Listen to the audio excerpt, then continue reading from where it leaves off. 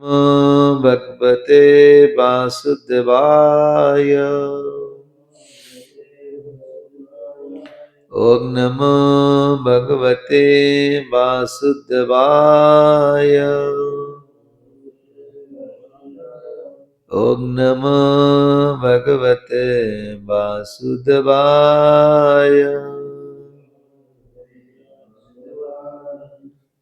ग्रंथराज श्रीमद् भगवताम की श्रीमद् भगवद गीता पाठ की जगत गुरु श्रील प्रभुपाद की गौर प्रेमानंदे। सर्वप्रथमे इस्कॉन प्रतिष्ठाता परम पूज्य गुरुदेव श्री श्रीमद् अभय चरणारविंद भक्ति वेदांत स्वामी श्रील प्रभुपाद चरण कमल अनंत कोटि दंडवत प्रणाम जनाए। प्रभु श्रीलाद्रीनाथ जगन्नाथ बलदेव सुभद्रा महारानी गौर निताय राधा गोविंद राधा गिरिधारी चरण रे अनंत कोटि बार दंडवत प्रणाम जनाए। कृपा भिक्षा करी श्रोता वैष्णव मान को प्रणति निवेदन करी श्रीमद् भगवद गीतार सप्तम अध्याय श्लोक नंबर 7 पाठ करिया आमे जाउछे।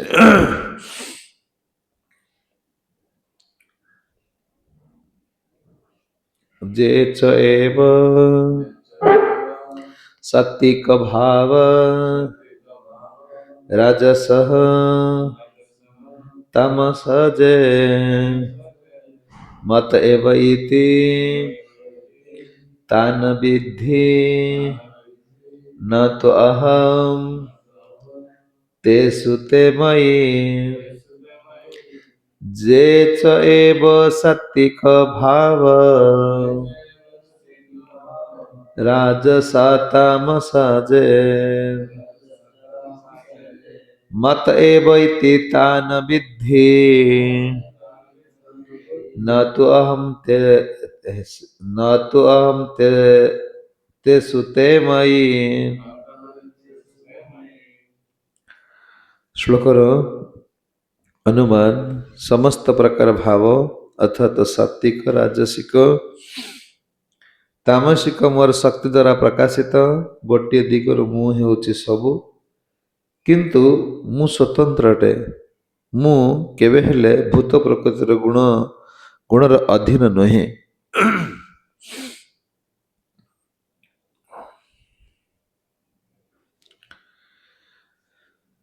शुणुथिले किपरि भावरे भगवान कहले अर्जुन मोर तत्व को न बुझिले जीव ए संसार रु उद्धार पारिबा नाही। ताले प्रभु आपण तत्व केमती बार बुझी पारिबा। आपण कहले मु ये सृष्टि की मणि द्वारा जिपरि भाव सूता द्वारा मणि की जिपरि गुंथा जाइछि मु ये सृष्टि की सेपरि भावरे गुंथि देइछि। एटा आको केमती बुझिबा ना प्रमाण दियंतु ना से प्रमाण दे दे आसिले मु होछि कोन जलर रस। कते नंबर 8 नंबर 7 प्रश्न पचारिले 8 रे भगवान उत्तर दे चलिले मोर तत्वटा होछि या जे जल रे मु होछि 8 रु 11 श्लोक भितर 4टा श्लोक ये 4टा श्लोक रे से 14टा वस्तु को वर्णन कले। प्रश्न होछि जे मत परंत तन्नान्यत किंचित धनंजय मयि सर्वमित प्रत सूत्र मणि गणा भव। जे मणि की जिपरि भाव सूता बांधी रखिछि मु ये सृष्टि की सेपरि भाव बांधी रखिछि सर्वत्र विद्यमान। अच्छा आपण सर्वत्र विद्यमान किपरि भाव रे बांधी की रखिछि अर्जुन प्रश्न पचारिले भगवान कहते मते बुझिया कहले मुझे जलर कण रस 1 रे 2 रे चंद्र सूर्यंकर मुहज कण आलोक 3 रे वेदर मुहज ओंकार 14टा कथा कहूँ शुण 4 रे आकाश रे मुहज शब्द द्वारा आकाश बांधी मान भितर मुहज पौरस भूमि को मु कण गंध द्वारा अग्नि को तेज द्वारा आउ न 8 रे जीव मानकर जीवन शक्ति 9 रे मु तपस्वी मानकर तपस्या 10 रे मु समस्त जीवंकर मौलिक बा सनातन जीव सनातन बीज अटे 11 रे मु बुद्धि मानकर बुद्धि 12 रे मु शक्ति मानकर शक्ति 13 रे मु गुण मु राग दोष नथिबा बल हाँ 14 रे मु होची कंदर्प मु होची काम हाँ मु होची कंदर्प ଯେତେବେଳେ এই କଥା ବର୍ଣ୍ଣନା କଲେ अर्जुनଙ୍କର ପ୍ରଶ୍ନ ଆସିଗଲା ଯେ ପ୍ରଭୁ ଆପଣଙ୍କୁ ଜୀବକୁ ଆପଣ ଏ ବ୍ରହ୍ମାଣ୍ଡକୁ ବ୍ରହ୍ମାଙ୍କରୁ ଆରମ୍ଭ କରିକି ପିମ୍ପୁଡ଼ି ପର୍ଯ୍ୟନ୍ତ ସମସ୍ତଙ୍କୁ ବାନ୍ଧି ଦେଇଛନ୍ତି ଏଇଥିରେ ଜୀବ ଏମିତି ବନ୍ଧା ହେଇକି ରହିଛି ତାହେଲେ ଏମିତି ଏକ ଶକ୍ତି ଅଛି ଯେ ଆପଣା ଦ୍ୱାରା ଆପଣ ବନ୍ଧା ହେଇପାରିବେ ନା ଏଇଟା ଏ ଯେତେ କଥା କହିଲେ ଏଇଟା ଜୀବ ପାଇଁ ପ୍ରତ୍ୟେକ ଜୀବ ଏଥିରେ ବଞ୍ଚୁଛନ୍ତି ତାହେଲେ ଆପଣ ଆପଣ ଯେତେବେଳେ ମାନବ ସେବା ଧାରଣ କରୁଛନ୍ତି ବା ଆପଣ ଯେତେବେଳେ ଧରାଧାମକୁ ଆସୁଛନ୍ତି ଆପଣ କ'ଣ ଏଥର କ'ଣ ୟା ଦ୍ୱାରା ବନ୍ଧା ହୋଇପାରୁନାହାନ୍ତି କି ନା ଆପଣ ଆ ଦ୍ୱାରା ଏଇ ଯେଉଁ ଶକ୍ତି ଦ୍ୱାରା ଆପଣ ପରିଚାଳିତ ନୁହନ୍ତି କି ଆପଣଙ୍କର ବାୟୁ ଆବଶ୍ୟକତା ନାହିଁ ଆପଣଙ୍କର ଜଳ ଆବଶ୍ୟକତା ନାହିଁ ଯେମିତି ଯାହା ଯେଉଁ ଚୋଦରା ଦେଲେ ଇଏ ସମସ୍ତ ଶକ୍ତି କ'ଣ ଆପଣଙ୍କ ପାଖରେ କାମ କରୁନି ନା ଆପଣ କାହା ଦ୍ୱାରା ଯେ ଏମିତି କିଛି ବସ୍ତୁ ନାହିଁ ଯାହାଦ୍ୱାରା ଆପଣଙ୍କ ମନକୁ ଏପରି କ'ଣ ଧାରଣ କରିପାରିବେ କହିଲେ ଜୀବର ମନ ଏଇସବୁ ଭିତରେ କ'ଣ ବାନ୍ଧି ହେଇକି ରହିଛି କିନ୍ତୁ ଅର୍ଜୁନଙ୍କର ପ୍ରଶ୍ନ ହେଉଛି ଏଇ ଯେଉଁ ମର୍ତ୍ତ୍ୟ ଲୋକରେ ହଉ ସ୍ୱର୍ଗ ଲୋକରେ ହଉ ପାତାଳ ଲୋକରେ ହଉ ଏମିତି ଏକ କିଛି ବସ୍ତୁ ଅଛି କି ଯାହାଦ୍ୱାରା ଆପଣଙ୍କୁ କ'ଣ କରିବ ଆପଣଙ୍କ ମନ ୟା ଦେହରେ ବାନ୍ଧି ହେଇକି ରହିବ ଆପଣଙ୍କ ମନକୁ ବାନ୍ଧିବା ପାଇଁ ବା ଜୀବର ମନକୁ ଆପଣ ଏପରି ଭାବରେ ସେ ବୁଝିଗଲେ ଆପଣଙ୍କୁ ଆପଣ କେମିତି କ'ଣ ସ୍ୱରଟା ଆପଣଙ୍କ ସ୍ୱର କେମିତି ଗଢ଼ା ହେଇଛି ଯଦି ଯେତେବେଳେ ଏ ଧରାଧାମକୁ ଆପଣ ଆସନ୍ତି ଇଏ ଗୁଣ କି ୟା ଦ୍ୱାରା ଆପଣଙ୍କ ପରିଚାଳିତ ଆପଣ କ'ଣ ଜଳ ଦ୍ୱାରା ପରିଚାଳିତ ହୁଅନ୍ତି ନା ଆପଣ କ'ଣ ବାୟୁ ଦ୍ୱାରା ପରିଚାଳିତ ଆଉ ସୂର୍ଯ୍ୟ ଚନ୍ଦ୍ରଙ୍କ ଦ୍ୱାରା ଆପଣଙ୍କ ପରିଚାଳିତ ହୁଅନ୍ତି ନା ଆପଣଙ୍କର କେମିତି ସ୍ଥିତି ଆପଣ ବି ଆସି ସେମିତି ହୁଅନ୍ତି ନା ଆପଣ ସେମିତି କିଛି ହୁଅନ୍ତି ନା କି ଭଗବାନ କହୁଛନ୍ତି ଯେ ଚମୟବ ସାତ୍ଵିକ ଭାବ କହୁଛନ୍ତି ଯେ ଚୈବ ସାତ୍ଵିକ ଭାବ ରାଜସ୍ତମ ଏଠି ସାଙ୍ଗେ ସାଙ୍ଗେ 3 ଗୁଣ କଥା କହିଦେଲେ ଯେ ଏଠି ଲୋକ କହୁଛନ୍ତି କୋଉଠି ଭଗବାନ କହିଛନ୍ତି ମାଛ ମାଂସ ଖାଇବ ନା କୋଶ୍ଚିନ୍ ଆସିନି ଲୋକ ହଁ କୋଉଠି ଲେଖିଛନ୍ତି ଗୀତାରେ ଭଗବାନ କହୁଛନ୍ତି ମାଛ ଖାଅନା ମାଂସ ଖାଅନା ସାଙ୍ଗେ ସାଙ୍ଗେ ପ୍ରଶ୍ନ ପଚାରୁଛନ୍ତି ନା ନାହିଁ ଭଗବାନ କହୁଛନ୍ତି ଯେ ଚୈବ ସାତ୍ଵିକ ଭାବ କହିଲେ ଏଇସବୁ ଗୁଣ ଦ୍ୱାରା ମୁଁ ପୃଥିବୀ କି ବା ଏଇ ସୃଷ୍ଟିର ପରିଚାଳନା କରୁଛି ଗୁଣ ଦ୍ୱାରା ପ୍ରଥମ ଗୁଣ ହେଉଛି ମୋ ପାଖରୁ ଆସୁଛି ସାତ୍ଵିକ ଗୁଣ ଯେ ସତ୍ୟ ଗୁଣଟା ଆମେ କହୁଛେ ଭଗବାନ ଗୋଟେ କହୁଛି ଏଇଟା ଏକ ଯେ ଚୈବ ସାତ୍ଵିକ ଭାବ ସାତ୍ଵିକ ଭାବ ରାଜସିକ ଭାବ ତାମସିକ ଭାବ 3 ଗୁଣ କହିଲେ 3 ଗୁଣ ମୋ ଠାରୁ ଆସୁଛି କିନ୍ତୁ 3 ଗୁଣ ମିଶିକି ମତେ ବାନ୍ଧି ପାରିବେ ନାହିଁ ସାତ୍ଵିକ ଲୋକ ମତେ ପାଇପାରିବ ନା ରାଜସିକ ଲୋକ ମତେ ପାଇପାରିବ ନା ତାମସିକ ଲୋକ ମତେ ପାଇପାରିବ ନା କିନ୍ତୁ ସବୁ କରି କରେଇ ସର୍ବମୁଇଁ ମୋ ବି ନୁ ଅନ୍ୟ ଗତି ନାହିଁ ଗୋଟେ ଶୁଣୁନଥିଲେ ସବୁ କିନ୍ତୁ ଯୋଉ ଲୋକ କହନ୍ତି ନା ତ ମୋ ଭିତରେ ଭଗବାନ ଅଛନ୍ତି ସେ ତ ମତେ କହୁଛନ୍ତି ମାଛ ଖା ଏଇ ମାନେ କୋଶ୍ଚିନ୍ ସବୁ ନାହିଁ ଯେ ଲୋକଟା ଜଣେ ତାକୁ ମାରୁଛି ତା ଭିତରେ ଭଗବାନ ନାହାନ୍ତିନି ତାକୁ ଅଟକେଇଲେ ନା ଭଗବାନ କହୁଛି ତାକୁ ମାରିବା ବୁଦ୍ଧି ବି ମୁଁ ଦଉଛି ତେଣୁ ମାଛ ଖାଇବା ପାଇଁ ବୁଦ୍ଧି ବି ମୁଁ ଦଉଛି ସାତ୍ଵିକ ବୁଦ୍ଧି ବି ମୁଁ ଦଉଛି ତାହେଲେ ଭଗବାନ ଦଉଛନ୍ତି ତାହେଲେ ଜୀବ କାହିଁ କଷ୍ଟ ପାଉଛି ଭଗବାନ କହୁଛନ୍ତି ସବୁ ମୁଁ ଏଇ କହିଦେବେ ମତେ ଏବଇତି ତାନ ବିଦ୍ଧି ନ ତୁ ଅହଂ ତେଷୁ ତେ ମୟୀ ଏ ସବୁ ସତ ରଜ ତମ ଗୁଣ ଏସବୁ ମୋ ଠାରୁ ଆସୁଛି କିନ୍ତୁ ସବୁ ମୋ ଠାରୁ ଆସିଲେ ବି ମୁଁ କାଦ୍ର ବନ୍ଧା ନୁହଁ ଜୀବ ଭିତରେ ପରମାତ୍ମା ଅଛନ୍ତି ପରମାତ୍ମା ଜଣକୁ ବୁଦ୍ଧି ଦିଅନ୍ତି ତୁ କ'ଣ ହରିଭଜନ କରେ ଆଉ କ'ଣ ସଂସାରରେ ଲିପ୍ତ ହୁଅନା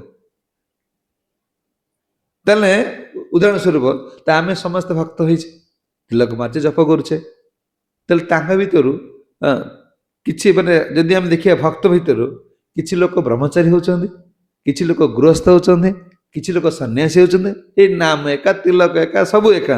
ଏତେ ଏତେ ହବାର କାରଣ କଣ? ହାଁ? ଏଇଟା ଏ ସବୁ ତ ଆମ ପାଖରେ ଅଛି ନା। ଜଣେ ଜଣେ ତମେ ସୁନା ରୂପା ସବୁ ବନ୍ଧକ ପକେଇ ଭଗବାନଙ୍କ ପାଇଁ ଦେଇଦଉଛ। ଜଣଙ୍କ କତିରେ ସଞ୍ଚିତ ଅଛି, ସେ ଦେବା ପାଇଁ ଇଚ୍ଛା କରୁନି। ତା ଭିତରେ ପରମାତ୍ମା ଅଛନ୍ତି, ତୁମ ଭିତରେ ପରମାତ୍ମା ଅଛନ୍ତି। ତାହେଲେ କଣ ସ୍ଥିତି, କଣ କୋଉଟା ଅସୁବିଧା ରହୁଛି? ସେ ଭଗବାନଙ୍କୁ ଦେବା ପାଇଁ ଏତେ ଖୁସି ହଉଛି, କଣ ଅସୁବିଧା ରହୁଛି? ଭଗବାନ କାହିଁ ତା ହୃଦୟରେ କହୁନାହାନ୍ତି ତୁ ମୋ ପାଇଁ ଦିଏ ବୋଲି, କି ମୋ ପାଇଁ କର ବୋଲି, କି ମତେ ଭଜନ କର ବୋଲି? କାହିଁ କହୁଛନ୍ତି? ତୁ ଭିତରେ କାହିଁ ଖାଲି ଆସି ବସିଲେ ଶୋଇବି, ତା ଭିତରେ କାହିଁ କହୁଛନ୍ତି ସେ ବସି ଜାଗ୍ରତ ହବ? କାରଣ କଣ? ଭଗବାନ କହିଦେବେ ସବୁ କାରଣ ସବୁ ଅଛି। ଯେମିତି ସାତ୍ଵିକ ଭାବ କୃଷ୍ଣଙ୍କ ଠାରେ, କୃଷ୍ଣଙ୍କ ହୃଦୟରେ ରହି ଏହି ଭାବ ସୃଷ୍ଟି କରନ୍ତି। ଯେତେବେଳେ ଜୀବ ଭାବେ ମୁଁ କିପରି ମୁକ୍ତି ହେବି, କହିଲେ ସତ୍ୟ ଗୁଣ ଏଟା ଆସିବ। ଜୀବ ଯେତେବେଳେ ଭାବିବ ମୁଁ କେମିତି ମୁକ୍ତି ହେବି, ଭଗବାନ ତ ସେ ବୁଦ୍ଧି ଦେଇଦେବେ। ପରମାତ୍ମା କହିଲେ ସତ୍ୟ ବୁଦ୍ଧି ଦେବେ, କଣ ହବ ନା ଭଗବାନ ଯେତେବେଳେ ସତ୍ୟ ବୁଦ୍ଧି ଦେବେ, କହିଲେ ବୁଦ୍ଧି ଭଗବାନ କେତେବେଳେ ଆସୁଛି? ହଁ, ଆଉ ଗୋଟେ ଚୋରଟା ଚୋରି କରୁଛି, ସେ ବୁଦ୍ଧି ଖଟେଇ ଚୋରି କରୁଛି ନା। ବୁଦ୍ଧି ଭଗବାନ ଦେଖିଲେ ବୁଦ୍ଧି ବୁଦ୍ଧି ମତା ଆସୁନି, ତା ବୁଦ୍ଧିଟା ଯଦି ମୁଁ ନ ଦଉଛି ସେ କେମିତି ବୁଦ୍ଧି ପାଇଲା? ତାହେଲେ ବୁଦ୍ଧି ତା କାହିଁକି ଚୋରି କରିବା ପାଇଁ ଦଉଛନ୍ତି? ହଁ, ସେ କହିବେ କୋଉ ଗୁଣରୁ ଚୋରି କରିବାକୁ ଆସିବ, କୋଉ ଗୁଣରୁ ମାନେ ଭକ୍ତି କରିବାକୁ ଆସିବ, କୋଉ ଗୁଣରୁ ମର୍ଡର କରିବାକୁ ଆସିବ, ଏସବୁ ଆସିବ। ସବୁ ବୁଦ୍ଧି ଭଗବାନଙ୍କର ଆସୁଛି। ଜୀବକୁ ସେ କାହିଁକି ବୁଦ୍ଧି ଦଉଛନ୍ତି କେତେବେଳେ? କହିଲେ ଭଗବାନ କହୁଛନ୍ତି ଯେତେବେଳେ ସତ ଗୁଣ ଆସିବ, ସତ ଗୁଣର ସ୍ୱଭାବ କଣ? ଖାଲି ଖାଇଦେଲେ ହବ ନା। ମୁଁ ମାଛ ମାଂସ ଖାଉନି, ସାତ୍ଵିକ ଆହାର। ପାରା, ପ୍ରଭୁପାଦ କହିଲେ ନା, ପାରା ମାଙ୍କଡ ଜିମରରେ ମାଛ ଖାଆନ୍ତି ନା, କିନ୍ତୁ ସବୁ ଦୁଷ୍ଟ ତାଙ୍କରି ପାଖରେ। ପାରା ଖାଉଛି ମାଛ, ଦେଖିବ ଦିଟା ପାରା ସବୁ ଯୋଉଠି ଦେଖିଲେ ମାଡ ଲାଗୁଥିବେ, ହେଲେ ଘୁମୁରୁଥିବେ। ପାରା ଯୋଉଠି ଥିବେ ତମେ ଦେଖିବ, ଆଉ ତାଙ୍କର ଦିନକୁ 60ରୁ 70 ଥର ହଉଛି ସ୍ତ୍ରୀ ସଙ୍ଗ। ପାରା ପ୍ରଭୁପାଦ କହିଲେ ତୁମେ କହୁଛ ଯେ କିଛି ଲୋକ ମାନେ ବିଦେଶୀ ମାନେ କହିଲେ ମାଛ ମାଂସ ଖାଉନ, ପିଆଜ ରସୁଣ ଖାଉନ, ଆଉ ଆମେ ମୈଥୁନ ସୁଖଟା କମିଯିବ। ପ୍ରଭୁପାଦ କହିଲେ ଗୋଟେ ପାରା ତ ମାଛ ମାଂସ ଖାଉନି, ତାର ଦିନକୁ 60ରୁ 70 ଥର ମୈଥୁନ ସୁଖ ପାଉଛି। ପାରିବ ତୁମେ? କହିଲେ ଯେ ଆମେ ଭାବୁଛେ ମୁଁ ମାଛ ମାଂସ ଖାଉନି, କହିଲେ ସାତ୍ଵିକ ଜ୍ଞାନ ଦ୍ୱାରା ମୁଁ ମାଛ ମାଂସ ଖାଇଦେବି ମାନେ ମୁଁ କୃଷ୍ଣ ପ୍ରାପ୍ତ ହେଇଯିବି, ହେଇପାରିବ ନା। ଭଗବାନ ମନା କରିଦେବେ। କହିଲା ଏଇଟା ସାହାଯ୍ୟ କରିବ, ଏ ସାତ୍ଵିକ ଭାବଟା କୃଷ୍ଣଙ୍କୁ ପ୍ରାପ୍ତ ହେବା ପାଇଁ ସାହାଯ୍ୟ କରିବ, କିନ୍ତୁ ଏଥିରେ କୃଷ୍ଣ ମିଳିବେ ନାହିଁ। ଯଦି ମିଳିଥାନ୍ତେ ତ ପ୍ରଥମ ସାତ୍ଵିକ ମାଙ୍କଡ ପାଇଥାନ୍ତେ କୃଷ୍ଣଙ୍କୁ। ସେ ତ ଫଳ ଖାଲି ଖାଉଛନ୍ତି, ପତ୍ର ଖାଉଛନ୍ତି।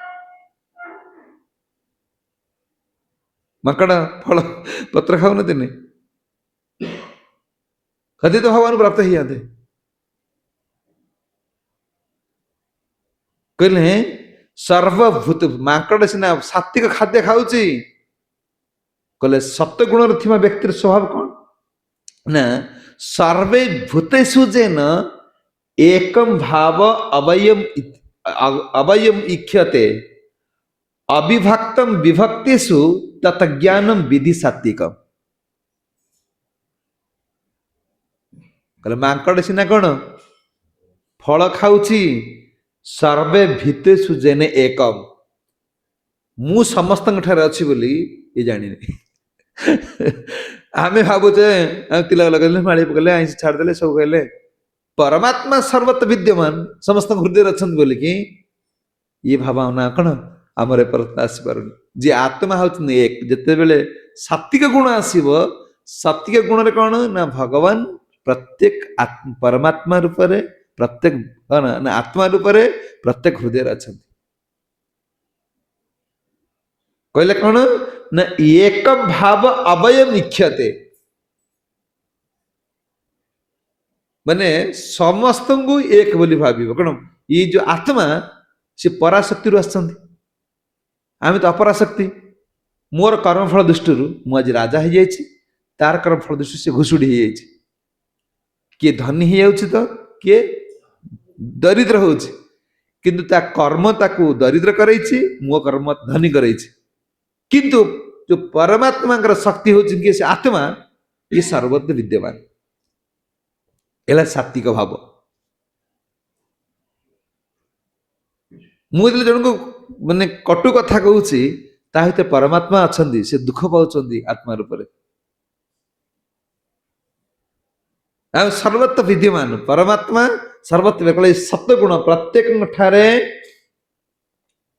କାହାକୁ ମାନେ ଦେବତାଙ୍କ ଠାରୁ ଆରମ୍ଭ କରି ପିମ୍ପୁଡ଼ି ପର୍ଯ୍ୟନ୍ତ ସମସ୍ତଙ୍କ ଠାରେ ପରାଶକ୍ତି ଆତ୍ମାକୁ ଦର୍ଶନ କରେ। ଏଇଟା ହେଲା ସାତ୍ବିକ ଭାବ। ଏମିତି ବହୁତ ଲୋକ ଅଛନ୍ତି ଯେ କାହାକୁ ବି କଷ୍ଟ ଦଉନାହାନ୍ତିନି। ହଁ, କୁକୁରଙ୍କୁ ଗୋଡ ବାଜିଲେ ବି ସବୁ କହୁଛନ୍ତି, କିନ୍ତୁ ସେ କୃଷ୍ଣ ପାଇଯିବେ। ବହୁତ ଲୋକ ଅଛନ୍ତି ଏମିତି। ଦେଖ କିଛି କିଛି ଲୋକ ତ ଏବେ ଜୀବନ ଜପ କରୁଛନ୍ତି, ସେ କହୁଛନ୍ତି ଆମେ ଜନ୍ମରୁ ଆଇଁଷ ଖାଇନୁ। ଏବେ ପ୍ରାୟ ଆସୁନଥିନି ଯେ ଆମେ ବହୁତ ଲୋକ ଅଛନ୍ତି ଜନ୍ମରୁ ଆମେ ଆମିଷ ଖାଇନୁ, ତାମାନେ ସେ କୃଷ୍ଣ ପାଇଯିବେ। ଭଗବାନ କହୁଛନ୍ତି ନା, ଯିଏ ଏମାନଙ୍କୁ ବୁଦ୍ଧି ଶକ୍ତି ଗୁଣର ରହିଲେ ଏମାନଙ୍କୁ ଭଗବାନ ସେ ବୁଦ୍ଧି ଦେବେ କେମିତି ମୁଁ ମୁକ୍ତି ପାଇବି। କାହା ଦ୍ୱାରା? ଏ ଜନ୍ମ ମୃତ୍ୟୁ ଚକ୍ରରୁ। ଯୋଉ ଫାସ ଦ୍ୱାରା ଆମେ ବଦ୍ଧ ବାନ୍ଧି ଯାଇଛେ, ଏ ଫାସ ଜନ୍ମ ମୃତ୍ୟୁ ଜରା ବ୍ୟାଧି। ଏ ସତ ଗୁଣ ରହିଲେ ତାଙ୍କୁ ବୁଦ୍ଧି ଆସିବ ଯେ ମୁଁ କେମିତି କଣ ଏଠି କଣ ମୁକୁଳି ଯିବି। ବନ୍ଧନରେ ପଡିଛି, ସେ ବନ୍ଧନଟାକୁ ଜାଣିପାରିବ। ଆଟଲିଷ୍ଟ ମୁଁ କଣ ପାଇଁ ଦୁଃଖଟା ପାଉଛି। ଏଥିପାଇଁ ଲୋକମାନେ ସାତ୍ବିକ ଭାବ କୋଉଠି ଭଗବାନ କହିଲେ ମାଛ ମାଂସ କହିଛନ୍ତି ଦେଖୁନ ତମେ, ଆମେ କଣ ଲେଖିଦେଇଛୁ ଗୀତା ନା ଭାଗବତ? ଭଗବାନ ତ କହିଦଉଛନ୍ତି କଣ, ଯେ ଚାଇବ ସାତ୍ବିକ ଭାବ। ତୁମେ ସତ୍ୟ ଗୁଣକୁ ଆସ, ସାତ୍ବିକ ଭାବ ଆସିଲେ କିପରି ମୁକ୍ତି ହେବ। ଏ ବୁଦ୍ଧି ଯେତେବେଳେ ଯିବ ଚିନ୍ତା କରି ମୁଁ ମୁକ୍ତି ହେବି, ଭଗବାନ ତା ପରମାତ୍ମା ରୂପରେ ତାର ହୃଦୟରେ ରହିକି ତାକୁ କଣ ଗାଇଡ କରିବେ, ବୁଝି ଦେଇ ଦଉଛନ୍ତି। ଏଇ ସକାଳେ ଉଠୁ, ମଙ୍ଗଳାତିରେ ଉଠୁ, କଥା ହେଲାଣି। ସେଇଠି ଲୋକ ଶୋଇକି ରହୁଛନ୍ତି, ତା ପାଖରେ ଲୋକ ଉଠୁଛନ୍ତି। ତ କାରଣ କଣ? ପରମାତ୍ମା ତାଙ୍କ ଭିତରେ ଥିଲେ, ଆମ ଭିତରେ ବି ଅଛନ୍ତି। ତାହେଲେ ଆମକୁ ଜାଗ୍ରତ କରୁଛନ୍ତି, ତାଙ୍କ ହିଁ ଶୋଇ ଦଉଛନ୍ତି। ସିଏ ଶୋଇବାକୁ ଚାହୁଁଛି, ତାକୁ ଗୋଟେ ଥାପଡ଼ ନେଇ ଶୋଇ ଦଉଛନ୍ତି। ଶୋଇପଡେ ଶୋଇପଡେ, ଦିନ 8ଟା ହଉ ଉଠିବୁ।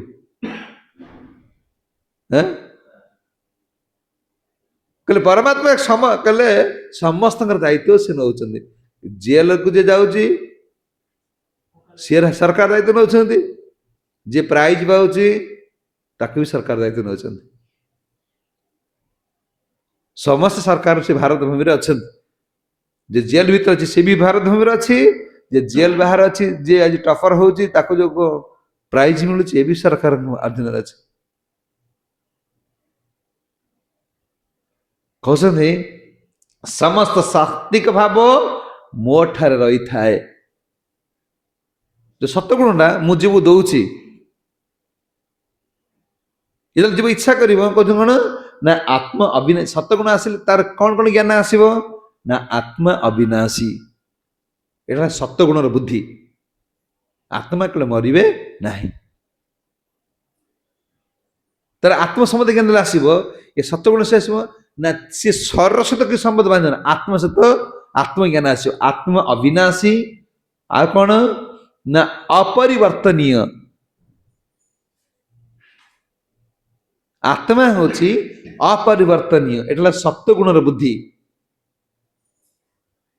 କଣ କହିଲେ? ଯେପରି ପୁରୁଣା ବସ୍ତ୍ରକୁ ଆମେ ଫୋପାଡ଼ି ଦେଇକି ନୂତନ ବସ୍ତ୍ର ପିନ୍ଧୁଛେ, ଆତ୍ମା ଏଇ କଣ ଦୀର୍ଘ ଦିନ ଥିବା ଶରୀରକୁ ଛାଡ଼ି ଦେଇକି ପୁନର୍ବାର ନୂତନ ନୂତନ ଶରୀର ଧାରଣ କରିବ।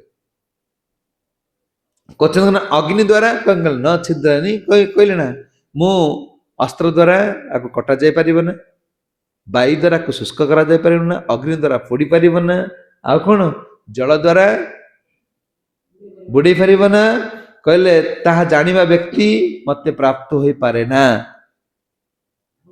सब जानला पर भी व्यक्ति मते पाए उद्धार होई पारिबो ना सब जानि थबो लोक तो एमती प्रवचन दउछन्ती तमे पाला वाला कति जा से कोन कोन न कहइबो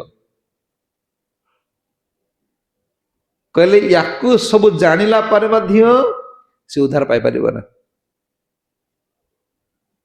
कहले एतिरे गुण भीतर अछि कोठा सत्य गुण को आसिले जीवन एई बुद्धि आसीबो कहले केवल कृष्ण भावना विधि कहले कृष्ण भावना विधि मते पाई पारिबो सात्विक भाव याकू सहायता करियो कृष्ण भावना रे जो विधि हमको दिया जायछि ए विधि द्वारा केवल हम कोन कहले ए विधि मते केवल बांधी पारिबो को विधि मते प्राप्त हा पे जो विधि अछि नले गुण द्वारा मु केते केही मते कोन गुण केवल मते कोन एठी सत्य गुणटा भगवत प्राप्ति पई सहायक ए किंतु आमे माछ मांस छाडी दैछे हम भाबिने जे हम कृष्ण मिलि जिवे किंतु न छाडिले भी मिलिबे ना सहायक हेबे एगुड़ा को आम सात्विक कौन खाद्य ग्रहण कले आम कौन करेंगे ना कृष्ण निकटतर हाँपाई भगवान को बुझापी ये साहाय्य करेंगे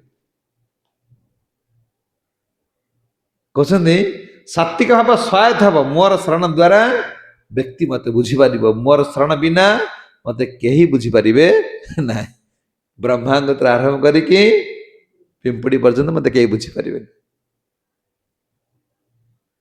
ब्रह्मा कहीं बुझीपारे ना सत्य सत्य गुण अच्छा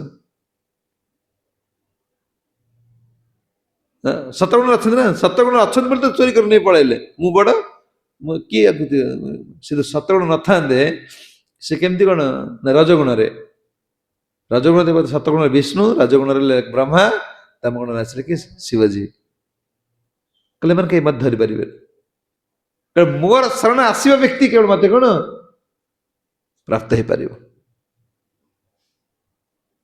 अर्जुन का क्वेश्चन होची कौन सृष्टि एमती किसी शक्ति ना आपण को बांधि पार ना मत कही पारे जीव को सीना जीव मैंने बंधाई आप गुंथि देते यही मैंने सब कौन आप गुंथि पारे ना आप धरी पारे ना पारे ना कारण मोर शरणागति व्यक्ति ही मत कौन बुझीपार मामे कंग शरण एव सर्वधर्म परित्याग मामे कंग शरण एव केवल मोर शरण आसिले व्यक्ति कौन बुझीपार मु कौन ना व्यक्ति बुझीपार कौन मतेव इति राजसिक भाव मोठारे आसे मुझे प्रत्येक जीव भीतर अच्छी भावटा मु सृष्टि कर लोक कहते ना धनी प्रभु तो ऐसी भाव कौटू आसुच्ची बुद्धि किए दौर से माने डाउटा क्लीयर होता से ठीक टाइम रे आसना ए भाव भगवान भी दौरान भगवान कहते मतेव इति राजसिक भाव मोठार आसते ना विभिन्न शरीर थिबा आत्मा को पृथक माने राजसिक ज्ञान कौन ना जो विभिन्न शरीर थिबा आत्मा को पृथक पृथक ज्ञान बोली जानिबो से हाँ से माने कौन करती ए शरीर नष्ट हेले चेतना नष्ट हो जाए ये राजसिक बुद्धि आउ एक आत्मा शरीर पर शरीर को आउ गोटे आत्मा मिले से माने आत्म संबंध ज्ञान से करना है कौन कर मृत्यु पर भगवान बोली कही ना मृत्यु पर आत्मा फात्मा बोली कही ना भगवान यही भाव जीवठारे यही भाव को सृष्टि करती कहते कौन ना जिते बड़े जीव इंद्रिय तृप्ति पाई व्यस्त हुए ताको भूल दियंती पिलाटा कांदुची कौन मत से कौन कहूँ मो मम्मी जाऊँगी मु राजनगर हो तो बजार को जीवी ताको भूलिया कौन बेलून देखा कंठे देखा एठे बोला चटपट दिए ये दिए गरा हो ना बास तेले भगवान कहते जिते बेले जीव इंद्रिय तृप्ति ପାଇଁ କାମନା କରିବ ସେତେବେଳେ ତାର ଏ ଭାବ ନ ରହିଲେ ଏ ଭାବ ନ ରହିଲେ ସେ ଇନ୍ଦ୍ରିୟ ତୃପ୍ତି କରିପାରିବ ନା ସେ ଆତ୍ମ ସହିତ ତାର କିଛି ସମ୍ପର୍କ ନାହିଁ ହେ କଣ ହେ ମାନବ ଶରୀର ପାଇছে ଖା ପିଅ ଡିଅ ନାଚ ରେ 1999 କହିଲେ ଯେତେବେଳେ ଆମର ଦଶମ ପରୀକ୍ଷା ଥାଏ ଦଶମ ଯୋଉ ଦଶମ ଥିଲା ସେ ସମୟରେ ଗୋଟେ ଯୋଉ ଇଏ ଆସିଲା ହାରମୋନି ବଜେଇକି ଗାଇଲା ଯେ 2000 କଳିଯୁଗ ସରିଯିବ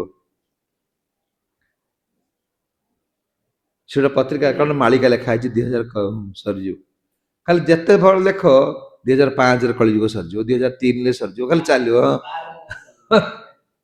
ये मालिका वाला कोड रोचंदी मालिका कहूँ या हवा ता पूर्व तो कौन घटी जाऊँ मालिका कहूँ सहीटा हम मालिका कहूँ मोदी कौन प्रधानमंत्री हम नवीन पलैब सब भर कौन जिते घटी जाऊँ हारमोनियम बजे गाइले शेष लोक कहले तो कलिजुग 2000 सरजिव जहाँ खाऊच खा जहाँ पीउच पी मरब तो खाई मर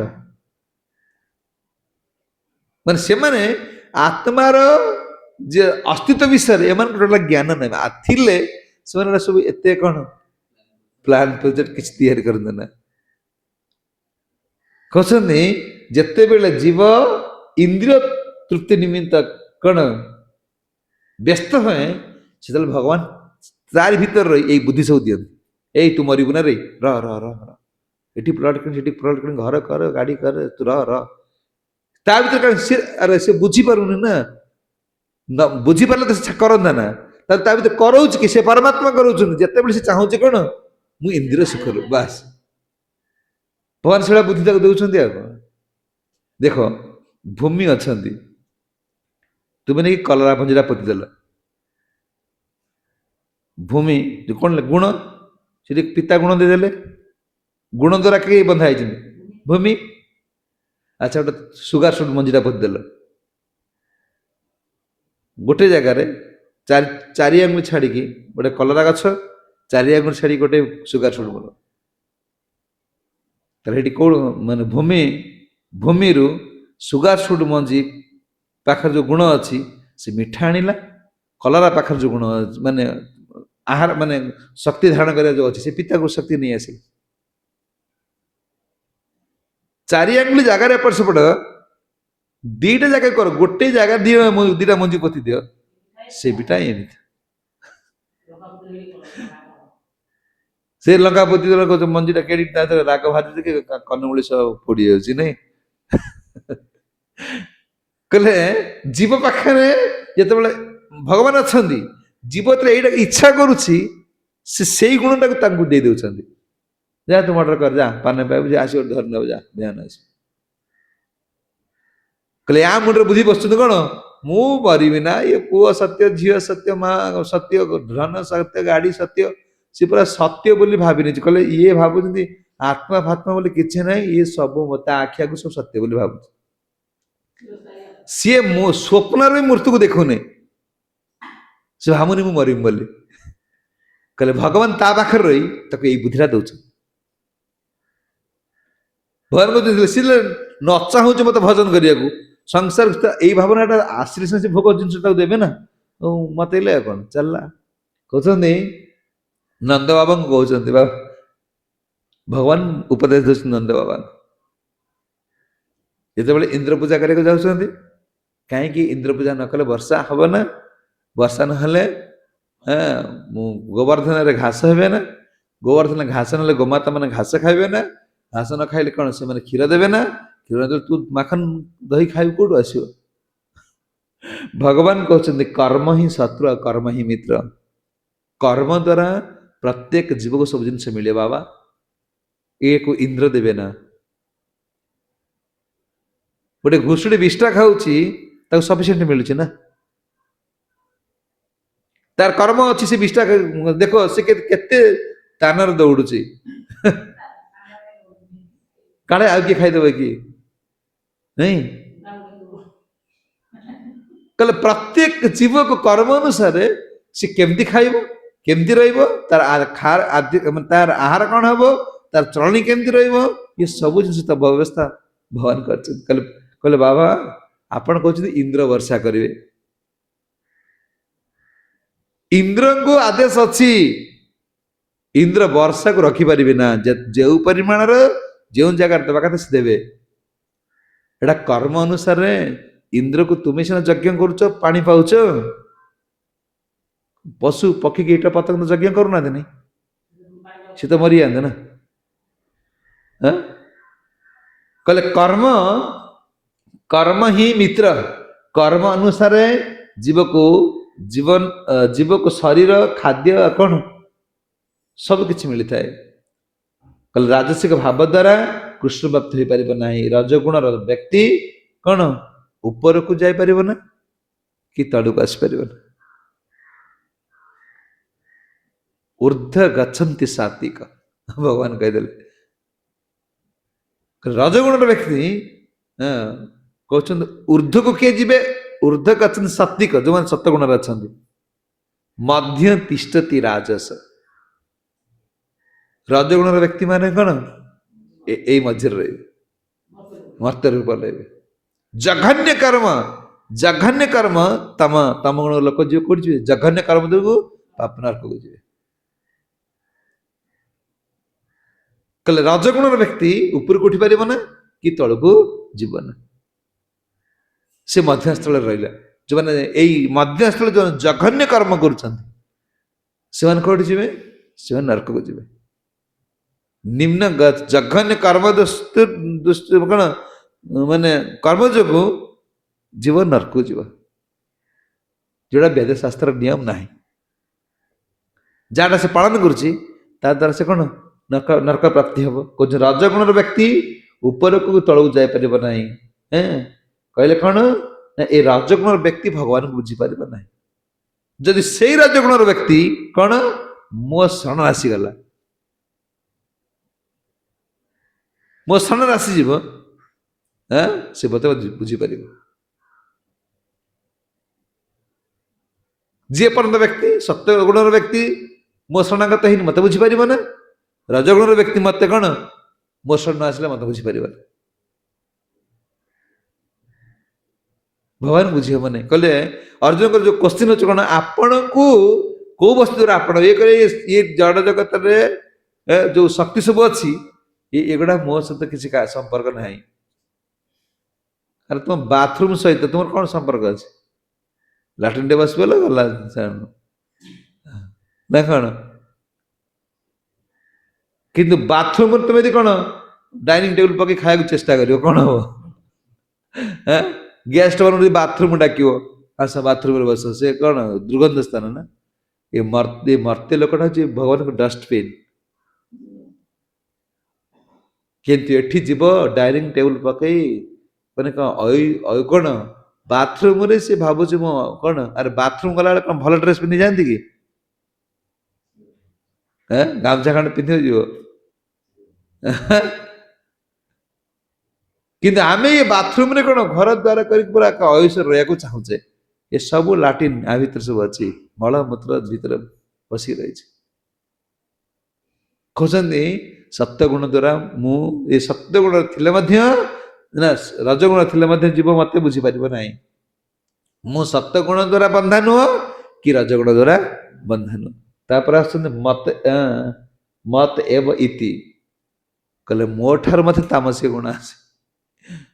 କହୁଛନ୍ତି ତାମସିକ ଭାବ ମୋ ଠାରୁ ହିଁ ଆସୁଛି, ସତ୍ୟ ଗୁଣ ମୋ ଠାରୁ ଆସୁଛି, ରଜଗୁଣ ମୋ ଠାରୁ ଆସୁଛି, ତମ ଗୁଣ ମୋ ଠାରୁ ଆସୁଛି।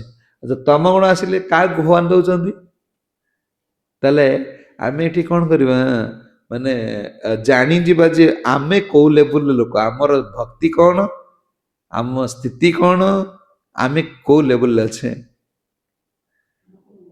ଆମେ କୋଉ ଗୁଣ ଦ୍ୱାରା ସିନା ତିଲକ ମାଳି ଲଗେଇଛେ, ଗୁଣ ଆମର କଣ। ଓ ବାବା ଶୁଣ, ଏଇ ଗୁଣ ତମର ଆସୁ ଫାଷ୍ଟ ଶୋଇବା ଗୁଣ, କହିଲେ ଖାଇବା ଶୋଇବା। ଖାଇବା କହିଲେ ତମ କଣ ତାମସିକ ଜ୍ଞାନ କଣ, ଖାଇବା ଶୋଇବା ମୈଥୁନ, ଏ ଯେ ମୈଥୁନ ଜ୍ଞାନ ବିବାହ ସୁଖ।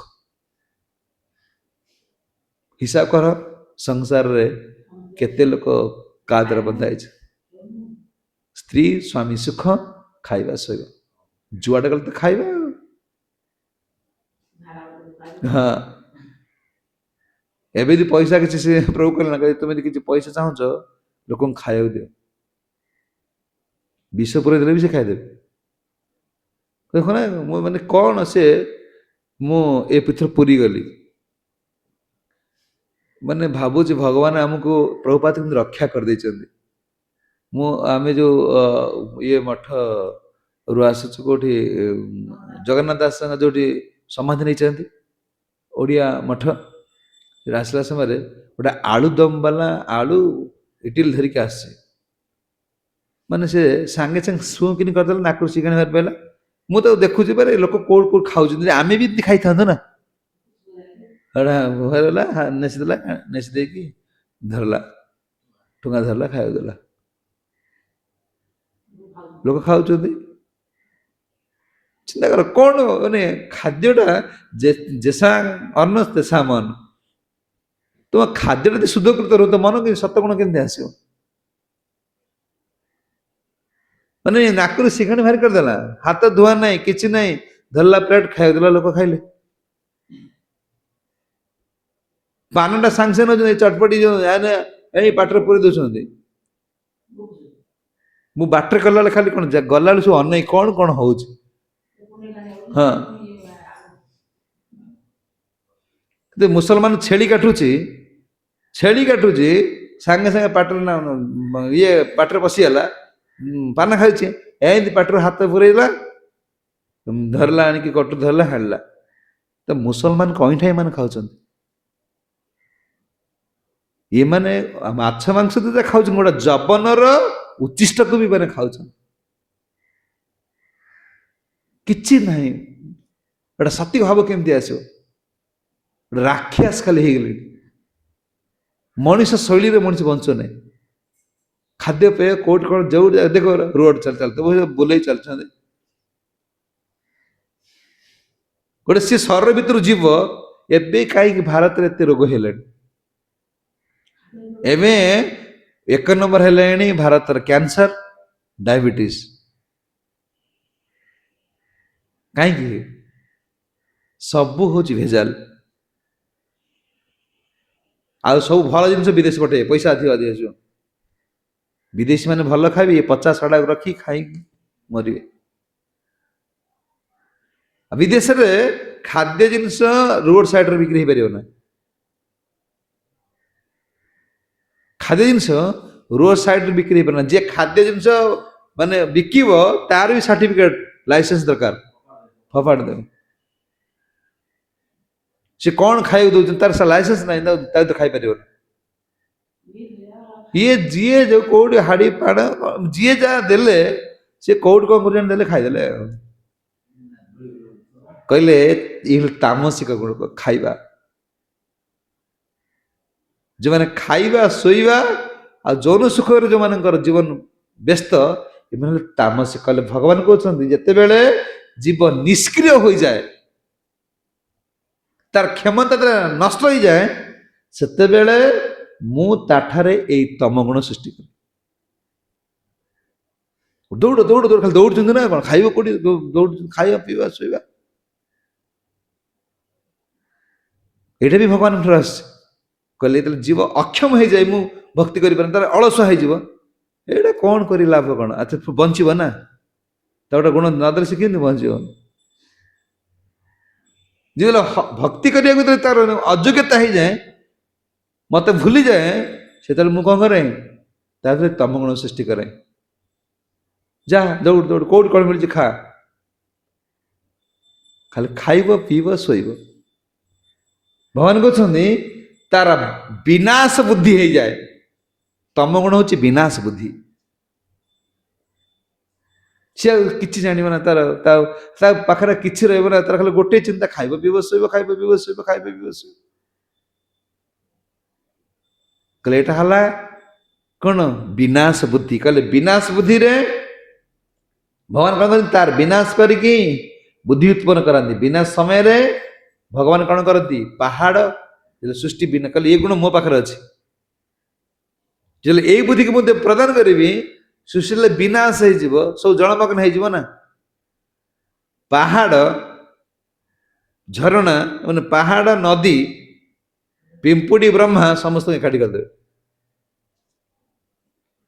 ପୁରା ଜଳମଗ୍ନ ଯୋଉ କହେ ନା ଜଳମଗ୍ନ ହେଇଯିବ ପୁରା କିଛି ରହିବେ ନା କହିଲେ ସବୁ ମୋ ପାଟି ଭିତରେ ଅର୍ଜୁନ ଦେଖିଲେ ନା ଆପଣଙ୍କ ସହସ୍ର ସମସ୍ତେ ଆପଣଙ୍କ ଭିତରେ ଅଛନ୍ତି କହିଲେ ସୃଷ୍ଟି ବିନାଶ କଲେ ତମ ଗୁଣରେ ଆସିବ ଏ ତମ ଗୁଣ ମୋ ପାଖରେ ଅଛି ଯେତେବେଳେ ଜୀବ ଇଚ୍ଛା করে ଯେ କ'ଣ ନିଷ୍କ୍ରିୟ ହେଇଯାଏ ସେତେବେଳେ ଭଗବାନ ତା ଭିତରେ କ'ଣ ଏଇ ଗୁଣ ପ୍ରକାଶ କରନ୍ତି ଇଏ ଭାବିନଥିଲେ ଭଗବାନ ତ ମତେ କହୁଛନ୍ତି ଆଉ ଭଗବାନ କହୁଛନ୍ତି ମାଛ ଖା ଭଗବାନ କହୁଛି ଏସବୁ ମୋ କତିରୁ ଆସୁଛି କିନ୍ତୁ ମୁଁ ତମ ଗୁଣର ଅଧୀନ ନୁହେଁ ମୁଁ ସତ ଗୁଣର ଅଧୀନ ନୁହେଁ ମୁଁ ରଜ ଗୁଣର ଅଧୀନ ନୁହେଁ ଅର୍ଜୁନଙ୍କର ପ୍ରଶ୍ନ ହଉଛି ଆପଣଙ୍କୁ କିଏ ତ ବାନ୍ଧି ରଖୁଛି ନା କହିଲେ ନା ନା ମତେ କିଏ ବାନ୍ଧି ପାରିବେ ମୁଁ ନିର୍ଗୁଣ ଭକ୍ତି ଦ୍ୱାରା କେବଳ କ'ଣ ନିର୍ଗୁଣ ସେବା ଦ୍ୱାରା ମତେ ଜୀବ ବୁଝିପାରିବ ବାନ୍ଧି ପାରିବ ନା ବାନ୍ଧିବାର ଏକମାତ୍ର ତରିକା ହଉଛି କ'ଣ ଜୀବ ମୋ ପାଖକୁ ଯାଇପାରିବ ଯେତେବେଳେ ସେ ନିର୍ଗୁଣ ସ୍ଥିତିକି ଯିବ ସତ୍ୟ ରଜ ତମ ଗୁଣର ଊର୍ଦ୍ଧ୍ୱକୁ ପଳେଇବ ସେତେବେଳେ ଜୀବର ସ୍ୱଭାବ କ'ଣ ହବ ସେତେବେଳେ ଜୀବ ବିଚଳିତ ହବନି ସୁଖେ ଦୁଃଖେ ଭୁଲ ନାଙ୍କ ବଦନ ହରି ନାମ କର ସୁଖ ଆସୁ ଦୁଃଖ ଆସୁ ସେ କେବେଳେ ବିଚଳିତ ହବ ନା କାରଣ ଏସବୁ ଭଗବାନଙ୍କର ଗୁଣ ଭଗବାନ ମାନେ ଏସବୁ ଗୁଣ ସତଗୁଣ ଭଗବାନ ପାଖରେ ଅଛି ରଜଗୁଣ ଭଗବାନ ପାଖରେ ଯଦି ଆଜି ମୋ ପାଖରେ ଧନ ଅଛି ଭଗବାନ ଦେଇଛନ୍ତି ମତେ ଭିକାରୀ କରିଦେଲେ ଭଗବାନ ମୋ ପାଖରେ ରହିବେ ନା ନାହିଁ ଏଥିରେ କହିଲେ ଏଠି ତୁମେ ଧନୀ ହେଲେ ବି ବଞ୍ଚି ପାରିବ ନା ଦରିଦ୍ର ହେଲେ ବି ବଞ୍ଚି ପାରିବ ନା ଏଟା ମୃତ୍ୟୁ ସଂସାର ନା କହିଲେ ଜୀବ ଯେତେବେଳେ ନିର୍ଗୁଣ ସ୍ଥିତିକି ପଳେଇବ ଏ ତିନିଟା ଗୁଣ ଯୋଉ ସତ୍ୟ ରଜ ତମ ତିନି ଗୁଣ ତ କ'ଣ କରିବ କିଛି କାମ କରିବନି କିଏ ପ୍ରଶଂସା କରିଦେଲେ ସେ ଖୁସି ନୁହଁ କିଏ ନିନ୍ଦା କରିଦେଲେ ସେ ଦୁଃଖ ନୁହଁ ସୁଖ ଦୁଃଖର କ'ଣ ଊର୍ଦ୍ଧ୍ୱକୁ ପଳାଇବ ଯେତେବେଳେ ଊର୍ଦ୍ଧ୍ୱକୁ ପଳାଇବ ସେ ପରମ ବ୍ରହ୍ମ କ'ଣ ପରମ ଧାମକୁ ପ୍ରାପ୍ତ ହେଇପାରିବ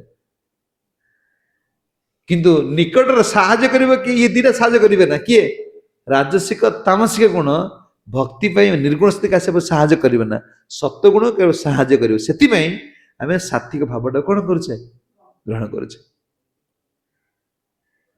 ଇଏ ହେଉଛି ଭଗବାନଙ୍କୁ ପ୍ରାପ୍ତ ହେବାର ନିକଟତର ଯଦି କହିବ ତୁମେ 4ଟା ବେଳେ ଉଠୁଛ 4ଟା 3ଟା ହେଲା ବେଳକୁ ଶିଆଳ ଭୁକୁଛନ୍ତି କାଉ ବି ଭୁକୁଛନ୍ତି ନାଇଁ କାଉ ରାବୁଛନ୍ତି ଏମାନେ ବି ମଙ୍ଗଳ ଆଦିରୁ ଉଠୁଛନ୍ତି ବୁଝିଯାଉଛି ହେଲେ ତ କୃଷ୍ଣ ପାଇଯାଆନ୍ତେ ନା କହୁଛନ୍ତି ଅର୍ଜୁନ ନିର୍ଗୁଣ ସ୍ଥିତିକି ନ ଆସିଲେ ଜୀବ କ'ଣ ମତେ ପ୍ରାପ୍ତ ହେଇପାରିବ ନାହିଁ ସେଥିପାଇଁ ଭକ୍ତି ବିନୋଦ ଠାକୁର କହିଛନ୍ତି ଯେତେବେଳେ ନିର୍ଗୁଣ ସ୍ଥିତିକି ଆସିବ ତାର ସ୍ଥିତି କ'ଣ ହବ ନା ମାନସ ଦେହ ଗେହ जो कुछ मारा मानस देह गेह जो किछि मोर आर पिलो तया पदे नंद किशोर आर पिलो तया पदे नंद किशोर संपदे विपदे जीवन मरणे संपदे विपदे जीवन मरणे दाय मम गेला तोया उपद बरणे दाय मम गेला तोया उपद बरणे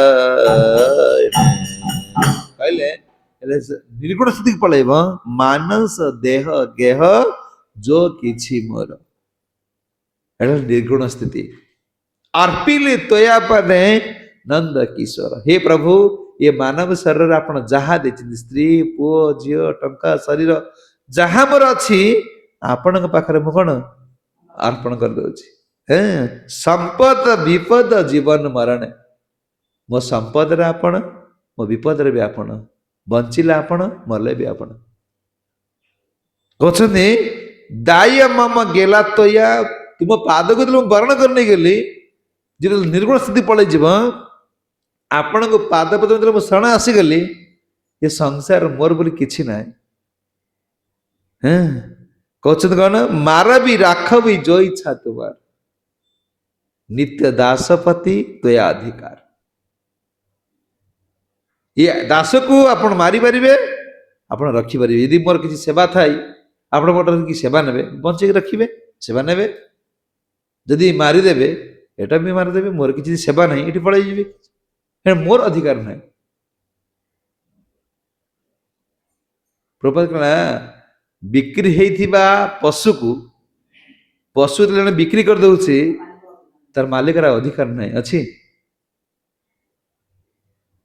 आमे कौन दीक्षा काले शिष्य करे गुरु पाखे आत्मसमर्पण मैं तुम बिक्री ही गल कृष्ण गुरु को पाखे सी जो सेवा देवे करिया पड़े किंतु बोले किसी उच्चारण कर कले जिस जो बड़ी भाव में निजर अधिकार को से आत्मसमर्पण कर दे निजर अधिकार किसी ना तुम अधिकार नहीं मुझे शोक रही शोक रोच मैंने कौन आत्मसमर्पण है न गुरुंर इच्छा पूर्ण करा पड़ो प्रभुपाद कौन चाहते प्रभुपाद कौन कहते बुझी ये निजर इच्छा को किसी पूर्ण कर निजर इच्छा माने तुम्हें आत्मसमर्पण करन खाली कौन कौन तिलक फिलक लगे देखी बुलुच कौन ना मो भक्त कहले डिवोटी प्रभुपाद कहले प्योर डिवोटी डिवोटी होबाटा सहज कहन कौन इस्कन डिवोटी चुआड़ गले इस्कन डिवोटी ना से काली लोक आसी कौन कहले ये रही तो या कौच आमको भक्त होती क्षीर या कौच कहले से लोक आसी तिल मारदे भक्त कि प्योर डिवोटी कहीं से कहीं कहले कथा प्योर डिवोटी की आंगुठी के उठेबे ना प्रभुपाद किए कौन कहले से एमती कर्म करिवो ना जो कर्म द्वारा ताको सर माछ मांस मद खात लोक तुम आंगुठी उठे कथा कह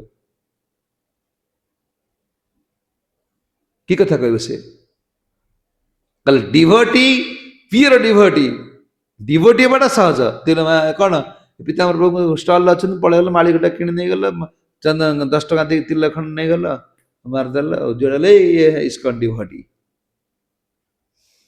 प्योर डिवोटी हवा पड़ो प्योर डिवोटी कौन निज सुख किसी ना केवल कृष्ण गुरु का सुख निज सुख को जलांजलि देवा प्रेम से कहते कौन मार भी राख भी जो इच्छा तुम नित्य दासपति तोया नित्य दासपति तोया अधिकार जो देवे प्योर डिवोटी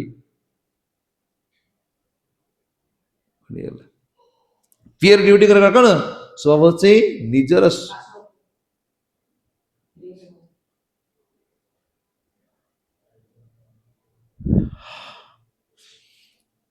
प्योर डिवोटी मान स्वभाव कौन निजर सुख को चिंता करियो ना केवल मत कृष्ण को सुख देवारे मो जो मोर केवल गोटे इच्छा अच्छी कौन भगवान को सुख मान भगवान को सुख गुरु आचार्य मान सुख एला प्योर डिवोटी कहते कीट जन्म जथा तो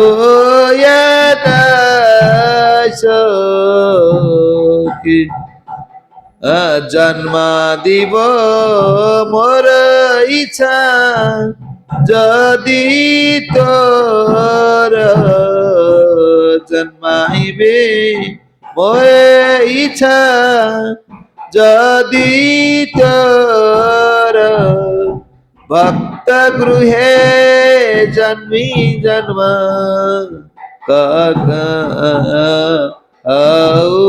মোর ভক্তে গৃহে জানি জন্ম হে মোর କହୁଛନ୍ତି କୀଟ ଜନ୍ମ ଯଦି ଆପଣ ଜନ୍ମ ଦେବେ ମୋର କିଛି କହିବାର ନାହିଁ, ଆପଣ ମାରିଲେ ବି କିଛି କହିବାର ନାହିଁ, ଜନ୍ମ ଦେବି ଦେବେ ଏଥି ମୋର କିଛି କହିବାର ନାହିଁ। ମୋର ଜନ୍ମ ପାଇଁ ଡର ନାହିଁ କି ମୃତ୍ୟୁ ପାଇଁ ଡର ନାହିଁ, କିନ୍ତୁ ହଁ ମୋର ଜନ୍ମ ପାଇଁ ଭୟ ନାହିଁ କି ମୃତ୍ୟୁ ପାଇଁ ଭୟ ନାହିଁ। ଯଦି ଆପଣ କେବେ ମତେ ଜନ୍ମ ଦିଅନ୍ତି ତାହେଲେ ଭକ୍ତ ଗୃହେ ଜନି ଜନ୍ମ କର ମୋର। ଆପଣ ଯଦି ମତେ କେବେ ଜନ୍ମ ଦିଅନ୍ତି, ଭକ୍ତି ଠାକୁର କହୁଛନ୍ତି ମତେ ଗୋଟେ ଭକ୍ତ ଘରେ ଜନ୍ମ ଦେବ, କାରଣ ଭକ୍ତ ଘରେ କିଛି ନ ପାଇଲେ ବି ଟିକେ ପ୍ରସାଦ ମତେ ମିଳିଯିବ। ଭକ୍ତି ନ ହଉ ଆପଣଙ୍କର ଉଚ୍ଚିଷ୍ଟ ତ ମିଳିବ ନା।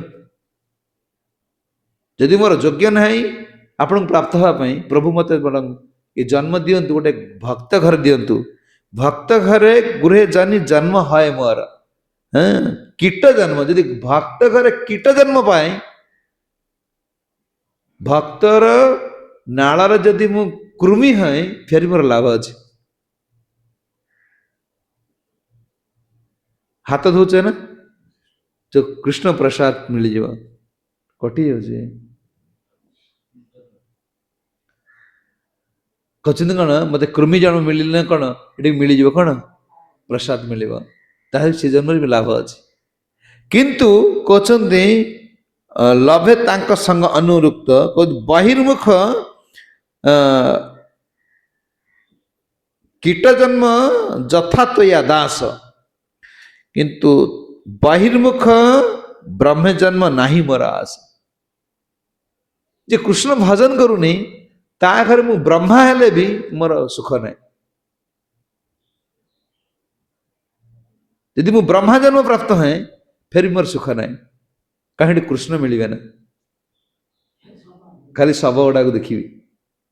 ବଡ଼ ବଡ଼ ଘର ଦେଖ ନା, କେତେ ସୁନ୍ଦର ସୁନ୍ଦର ଘର। ଗୋଟେ ଡକ୍ଟର ଘରକୁ ଯାଇଥିଲୁ, ହାଡ଼ ଭଙ୍ଗା ମାନେ ତାର ଗୋଟେ ଭାଙ୍ଗି ଯାଇଥିଲା, ତାକୁ ନେଇଗଲୁ, ତା ଘରେ ଗୋଟେ ମାଛ ରୋଷେଇ ହଉଛି, ସକାଳୁ ସକାଳୁ ଚାଲିଛି, ଯୋଉ ଗନ୍ଧ ନାହିଁ, ଆଡେ ବସି ହଉଛି, ଭଲ ବଗିଚା ଫଗିଚା ସଜେଇ ଦେଇଛି, ହଁ ଶବ ଗୁଡାକୁ ଯେତେବେଳେ ସେ ସନ୍ତୁଳୁଛି, ଆଉ ସେ କଣ ଗନ୍ଧରେ ତୁମେ ବସିବ ସେଠି, କଣ କରିବ, ଖାଲି ବାନ୍ତି ଉକାଳି ଉଠୁଛି। କି ମାଛ ସେଟା, କି ଗନ୍ଧ ଯେ ପେଟ ଖାଲି ବାନ୍ତି ବାହାର କରୁଛି।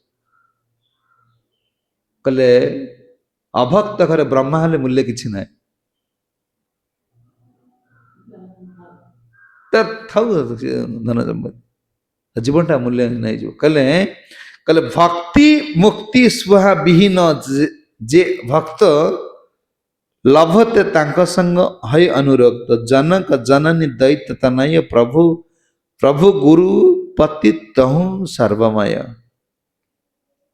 ଯୋଉମାନେ ଏକମାତ୍ର ଭକ୍ତି କରିବାକୁ ଚାହୁଁଛନ୍ତି, ଅଛନ୍ତି ଭକ୍ତିରେ, ଆପଣ ତାଙ୍କରି ଘରେ ମତେ କଣ ବ୍ରହ୍ମା ଘର ବ୍ରହ୍ମା ଜନ୍ମ। ଏଇ ହଉଛନ୍ତି ନିର୍ଗୁଣ ସ୍ଥିତିରେ ଭକ୍ତଙ୍କର ଭଗବାନଙ୍କ ପ୍ରତି ପ୍ରାର୍ଥନା।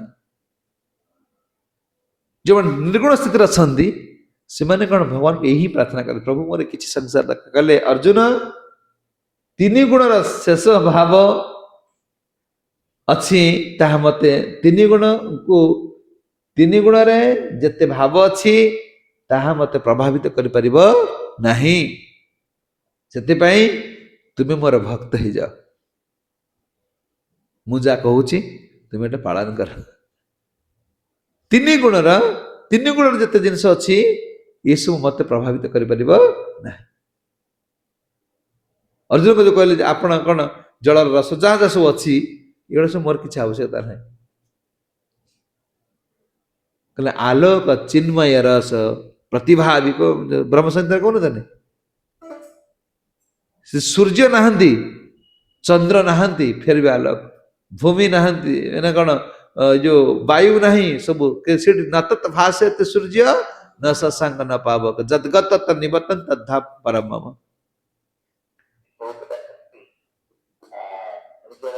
मोर परम धाम हूँ कौन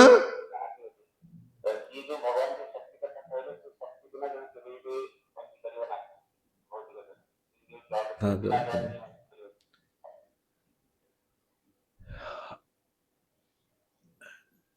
ଯେମିତି କଣ ନା ଜଡ଼ ଜଗତର ସ୍ଥିତି ହଉଛି କଣ ନା କୌଣସି ଶକ୍ତି ଦ୍ୱାରା ଜୀବ କଣ ମତେ ବାନ୍ଧି ପାରିବ ନାହିଁ କେବଳ ଗୋଟେ ଅର୍ଜୁନ ତୁମେ ତିନି ଗୁଣରୁ ଉର୍ଦ୍ଧ୍ୱକୁ ଯାଅ ତୁମେ ମୋର ଭକ୍ତ ହୁଅ ଭକ୍ତ ହେଲେ ତୁମେ ମତେ ଜାଣିପାରିବ ନହେଲେ ନାହିଁ जय जगत गुरु शील प्रभुपाद की ग्रंथराज श्रीमद् भागवताम की जय श्रीमद् भगवद गीता पाठ की जय गौर प्रेमानंद